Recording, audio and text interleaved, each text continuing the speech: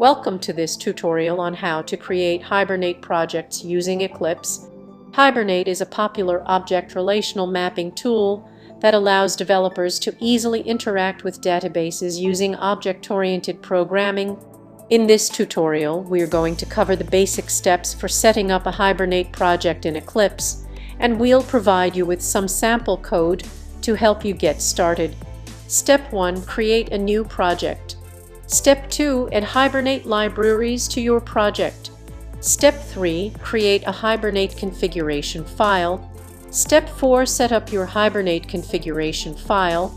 Step 5. Create a Java class for your Hibernate entity. Step 6. Annotate your Java class with Hibernate annotations. Step 7. Create a Hibernate session factory. Step 8.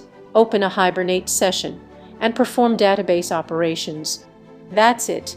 You now have a basic understanding of how to create Hibernate projects using Eclipse.